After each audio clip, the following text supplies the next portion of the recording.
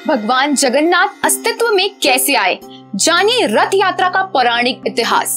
जगन्नाथ धाम हिंदू धर्म व पुराणों के आधार पर 4 धामों में से एक है। जगन्नाथ धाम को धरती पर वैकुंठ भी कहा गया है।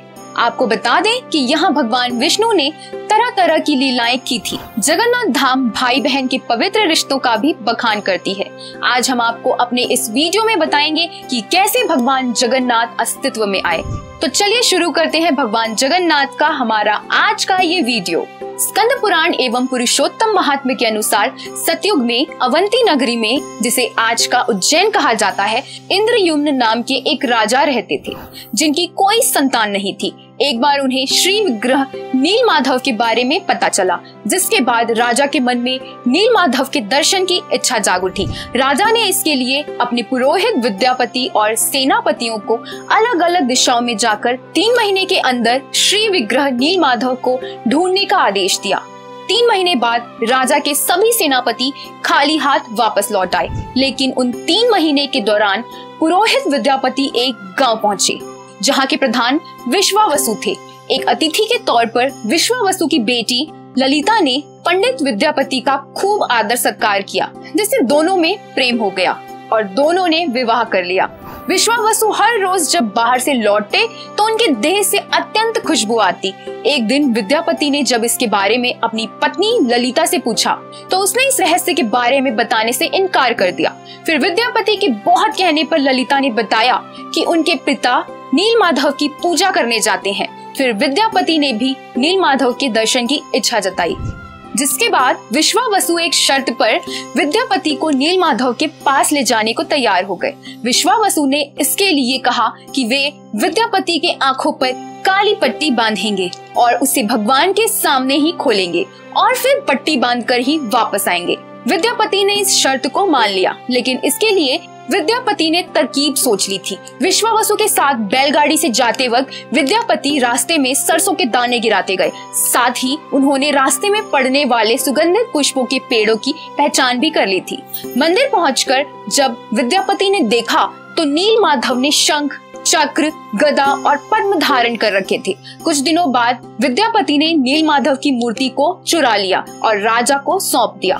कहते हैं कि मूर्ति चोरी होने के कुछ दिनों पहले विश्वावसु के सपने में नीलमाधव आए थे और उन्होंने कहा था कि वे विश्वावसु की भक्ति से संतुष्ट हैं, लेकिन अब वो राजा इंद्रयुम्न के पास जाना चाहते हैं। विश्वावसु अपने भगवान की मूर्ति के चोरी होने और उनसे दूर होने से काफी दुखी से रहने लगे।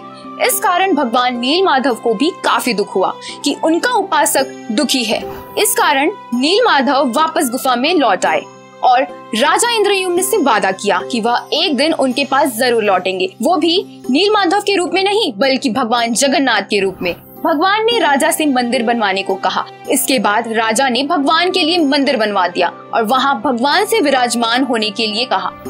लेकिन तभी भगवान ने कहा कि द्वारिका से तैरकर पुरी की तरफ आ रहे बड़े से पेड़ के टुकड़े को लेकर आओ, इससे तुम मेरी मूर्ति बनाओ। राजा और उनके लोग फौरन पेड़ के टुकड़े के तलाश में निकल पड़े।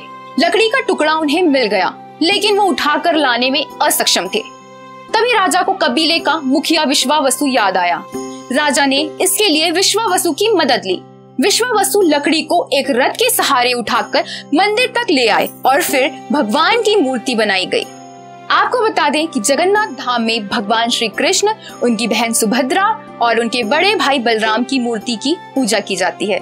वहीं रथ यात्रा निकालने की परंपरा की बात करें तो पौराणिक मान्यताओं के अनुसार स्नान पूर्णिमा के दिन भगवान जगन्नाथ का जन्म होता है। इस दिन भगवान जगन्नाथ उनके बड़े भाई बलराम और बहन सुभद्रा को रत्न सिंहासन से उतारकर मंदिर के समीप बने एक मंडप में ले जाया जाता है।